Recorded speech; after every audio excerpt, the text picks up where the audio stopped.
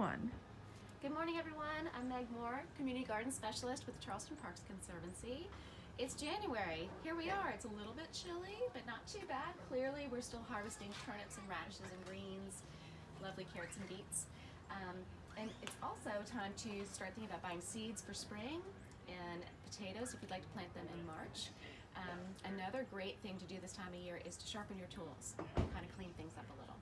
So whether it's loppers, clippers, fiskers, whatever you have, you can get a WD-40 or a lubricant, kind of clean them up and soak the joints to make sure they're working smoothly, or tighten up any bolts and screws.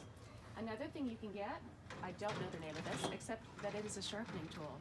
So I'm sure you can find them at any garden center or Lowe's. You can see the ridges. Kayla, I'm going to look away. So what you do is you get a nice, safe, firm grip on your tool. You can see the top of the blades are flat, and then this is your cutting blade, which is sharper. So basically when you're cutting a branch, you're putting pressure on the blade and the twig or whatever it is you're cutting and make a nice cut. But it's really frustrating to have a sticky tool. They get gummy depending on what you're working with. If you didn't have time to clean up a tool, which you always should, this is what you can do.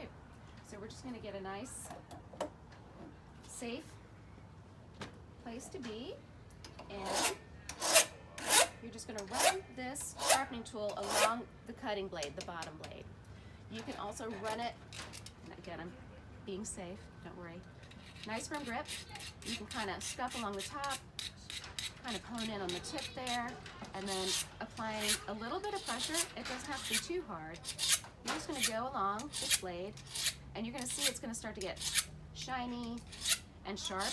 I would not test the sharpness with your fingers, just so you know. You can go along each side, and again, just be comfortable, feel like you have the tool in a safe grip, and you can kind of see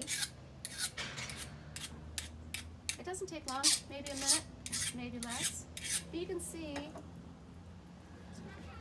the blade is already kind of shiny. You can see it's a lot shinier than it was.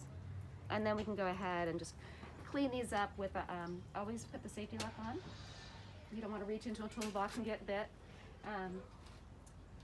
And that's how you sharpen a garden tool.